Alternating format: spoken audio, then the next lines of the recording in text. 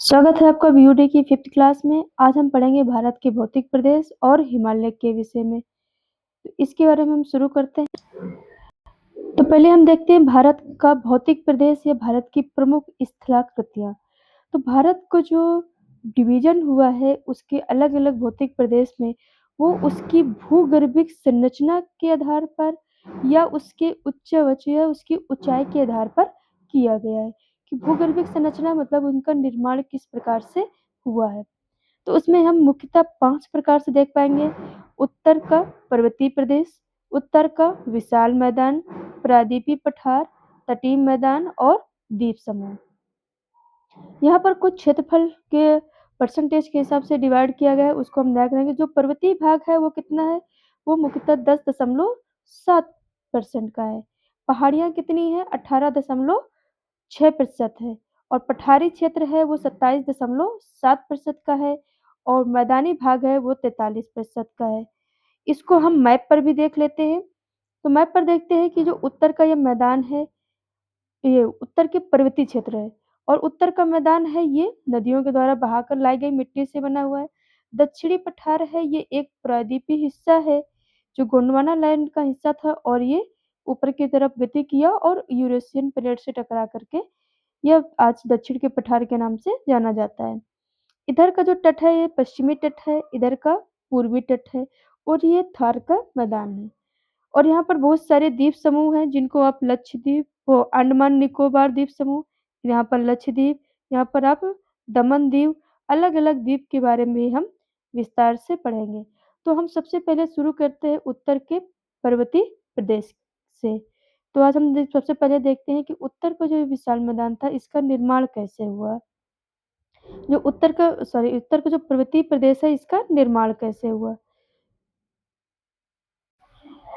इसके निर्माण में सबसे पहले देखते हैं कि पैंजिया क्या है। तो पैंजिया एक बड़ा भूखंड था। पैंजिया एक बड़ा भूखंड था करीब 30 करोड़ वर्ष पहले। ये क्षेत्र पूरा एक बड़ी से भूखंड था।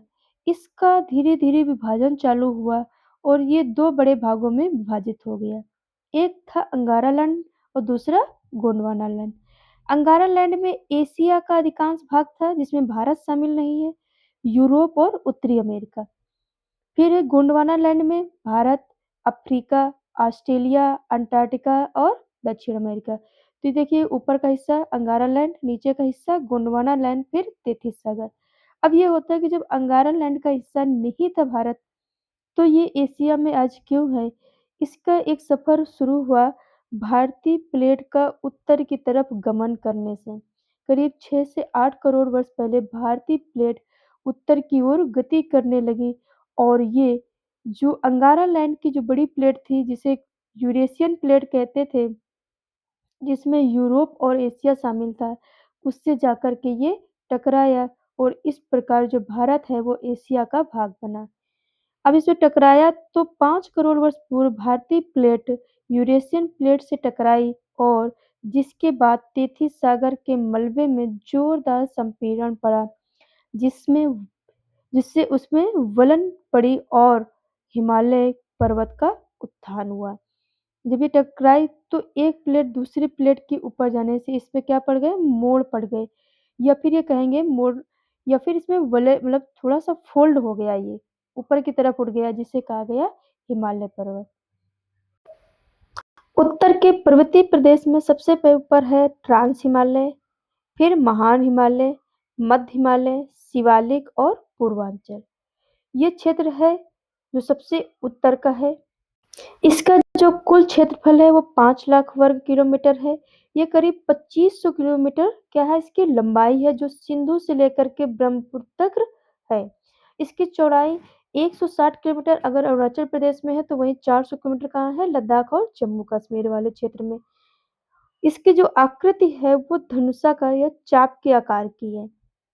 ट्रांस हिमालय है जो हमने पढ़ा कि महान हिमालय, जब हिमालय का निर्माण हुआ तो उसमें बृहद हिमालय, मध्य हिमालय, शिवालिक हिमालय को हम देखते हैं, परंतु ट्रांस हिमालय का जिक्र नहीं होता क्योंकि ट्रांस हिमालय उसका हिस्सा नहीं था। तो अगर ट्रांस हिमालय उसका हिस्सा नहीं था तो यह सबसे पहले जब भारतीय प्लेट इससे नहीं टकराई थी तब भी यहाँ पर ये छोटा-सा जो आपका हिमालय का क्षेत्र है ये पहले से था, जिसमें 3 भाग हैं।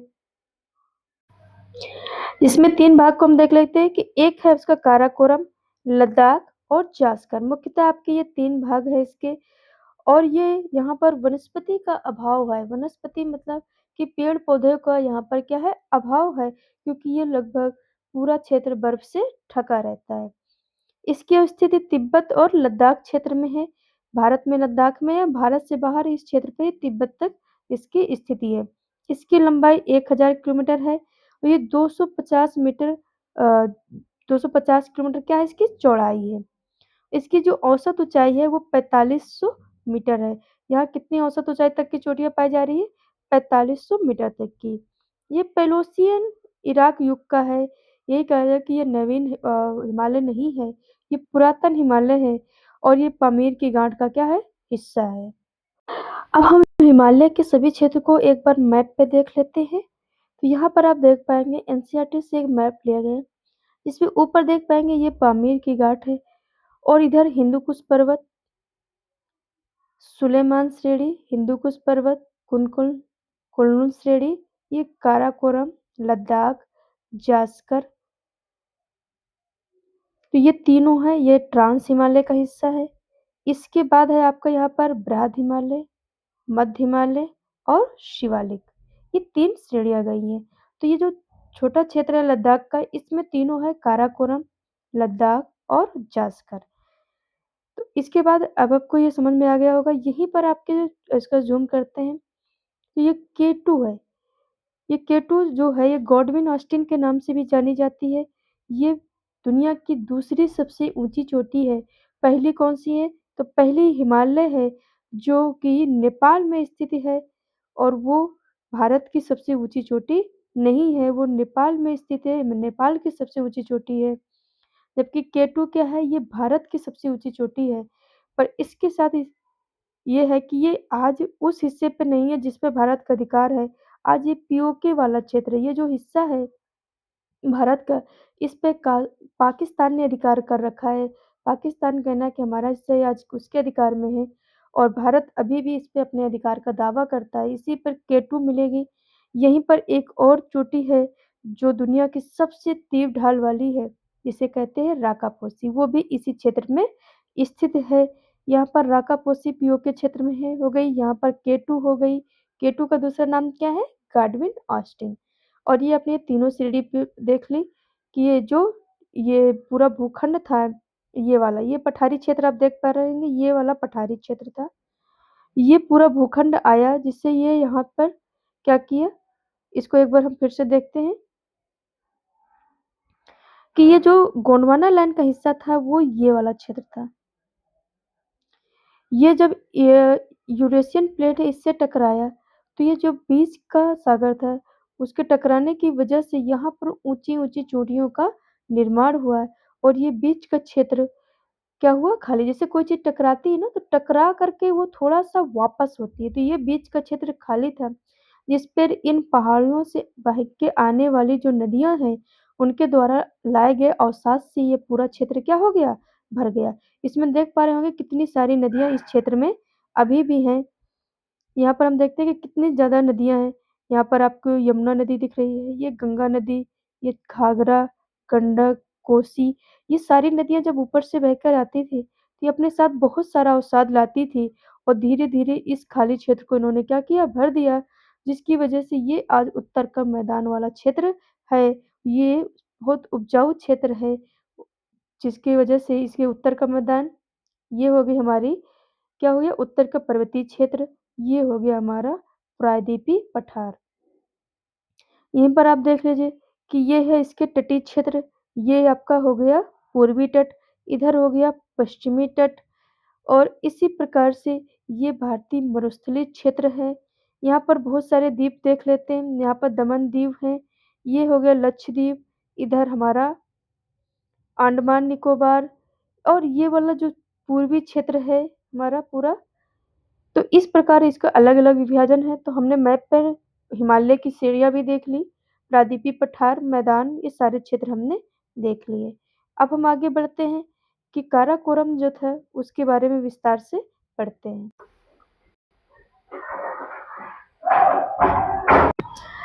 अब हम देखते हैं बृहद हिमालय, मध्य हिमालय और शिवालिक के बारे में। तो अगर हम बात करते हैं कि जो महान हिमालय है ये 4.5 करोड़ वर्ष, जिसे बृहद हिमालय हिमाद्री भी कहते हैं, और 2 से 3 करोड़ वर्ष पूर्व मध्य हिमालय और 2 से 20 लाख वर्ष पूर्व शिवालिक हिमालय का निर्माण हुआ। तो बृहद हिमालय, मध्य हिमालय, हिमाद्री ये विश्व की सबसे ऊंची श्रेणी है। विश्व की सबसे ऊंची चोटी माउंटेन एवरेस्ट भी इसी श्रेणी में पाई जाती है। इसको देखें तो इसका आकार कुछ इस प्रकार है। यहाँ पर आकृति का भी जिक्र किया गया, धनुषाकार या चापाकार या स्वॉर्ड शेप, कुछ भी बोल सकता है। तो ये पीओके से लेकर के अरुणाचल प्रदेश तक है। नंगा पर्वत, बंदरपूछ, कामेट, नंदा देवी, धौलागिरी, अन्नपूर्णा, मंसालू, गौरी शंकर, छू, माउंट एवरेस्ट, मैकालू, कंचनजंगा और नामचा बरुआ। इन नामों को आपको क्रम से याद रखने हैं। यदि ये कहता है कि पश्चिम से पूर्व लगाओ तो आपको इसका क्रम पता होना चाहिए, या पूर्व से पश्चिम। पूर्व से पश्चिम ये पूर्व से पश्चिम इधर की तरफ को, और पश्चिम से पूर्व इधर की तरफ को, कैसे भी ये पूछ सकता है लगाने के लिए। अब हम देखते हैं कि इसकी जो कुल लंबाई है वो 2400 किलोमीटर है। इसकी औसत ऊंचाई जो है वो 6100 मीटर है, यहाँ पर किलोमीटर नहीं है। जो औसत ऊंचाई यहाँ की चोटियों की है वो कितनी है, 6100 मीटर है। ठीक है, और ये कैसा है, आकृति तो हमने देख ली कि धनुषाकार या चापाकार स्वॉर्ड शेप है। संरचना कैसी है, आंतरिक भाग में आग्नेय चट्टान से बना हुआ जो ग्रेनाइट का, मध्यवर्ती भाग कायांतरित चट्टानों से बना हुआ है, और बाहरी भाग अवसादी चट्टानों से। अभी जब हम चट्टानों के बारे में पढ़ेंगे तो हम पढ़ेंगे कि आग्नेय, कायांतरित और अवसादी क्या है। पर अभी पढ़ लेते हैं कि इसका आंतरिक भाग आग्नेय से, मध्यवर्ती कायांतरित और बाहरी भाग किसे अवसादी चट्टानों से बना हुआ है। बंदरपूछ और कामेट के बीच में गंगोत्री, यमुनोत्री, केदारनाथ और बद्रीनाथ पर्वत हैं। ये आपको याद रखना है। माउंट एवरेस्ट के अन्य नाम याद रखिएगा। माउंट एवरेस्ट भारत में कहते हैं, नेपाल में इसको सागरमाथा, तिब्बत में चोमोलुंगमा कहते हैं। माउंट एवरेस्ट की जो ऊंचाई है 8848.86 मीटर में है, और गंगा यमुना का उद्गम इसी श्रेणी में हुआ है। मध्य हिमालय देख लेते हैं कि मध्य हिमालय महान हिमालय के दक्षिण में, अगर ये महान हिमालय है तो उसके दक्षिण में कौन सा है, मध्य हिमालय है।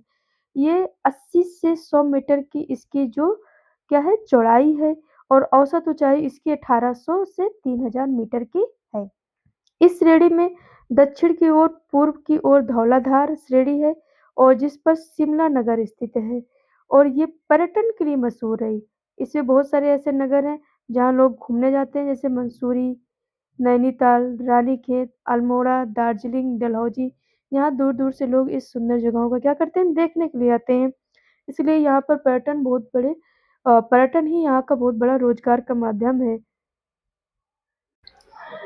यहाँ पर छोटे छोटे घास के मैदान हैं जिन्हें कश्मीर में मर्ग कहते हैं, तथा उत्तराखंड में बुग्याल या प्यार कहते हैं। तो मर्ग में जैसे आपने सुना होगा गुलमर्ग, सोनमर्ग, ये क्षेत्र हैं जो घूमने के लायक भी हैं, और घास के मैदानी क्षेत्र हैं।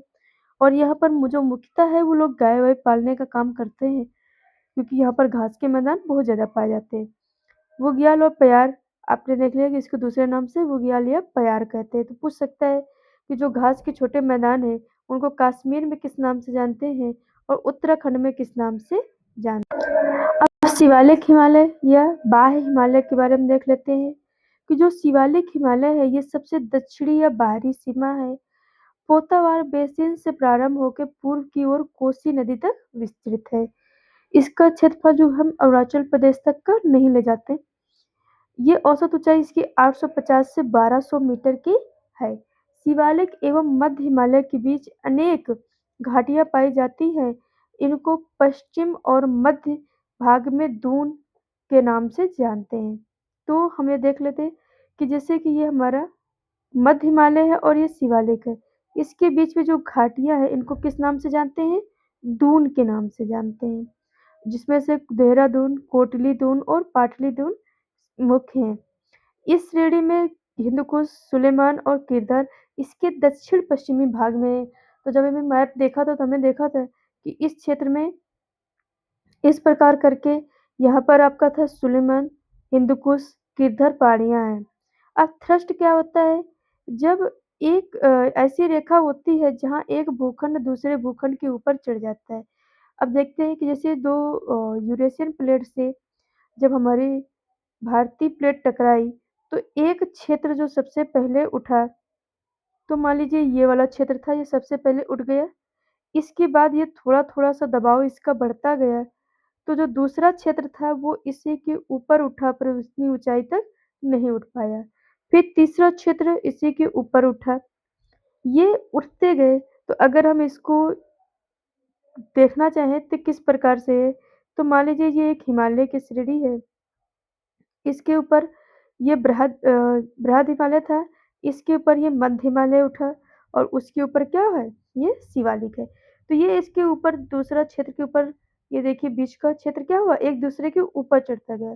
तो थ्रस्ट क्या होता है? जब एक भूखंड दूसरे भूखंड के ऊपर क्या चढ़ जाता है, इसे क्या कहते हैं? थ्रस्ट कहते हैं। तो अब हम थ्रस्ट को समझते हैं। कह रहा है ये प्रक्रिया संपीड़न बल से होती है। संपीड़न बल मतलब जब दबाव वाला कंप्रेशन बल होता है, उसकी वजह से होता है। अब ये हमें यहाँ पर क्या ज़रूरत पड़ने वाली है, चोटियों के बीच में जो थ्रस्ट है, उसको भी अलग-अलग नाम दिए गए हैं। तो ट्रांस हिमालय और बृहद हिमालय के मध्य इसको सचर ज़ोन कहते हैं। बृहद हिमालय और मध्य हिमालय के मध्य इसको मेन सेंट्रल थ्रस्ट कहते हैं और मध्य हिमालय और शिवालिक के मध्य मेन सीमांत दर्रा कहते हैं। बृहद हिमालय के बाद एमसीटी है, मेन सेंट्रल थ्रस्ट कहा जाता है। एमबीटी मेन बाउंड्री थ्रस्ट और शिवालिक एचएफटी हिमालयन फ्रंटल थ्रस्ट। ये आपको याद रखना है। तो आज के लिए ही हमारा यह खत्म होता है। अगर आपको इसके नोट्स चाहिए तो नीचे जो लिंक पर हमने टेलीग्राम का लिंक दे रखा है, आप वहाँ से इसकी पीडीएफ फॉर्म में नोट्स प्राप्त कर सकते हैं। आज के लिए इतना ही। धन्यवाद।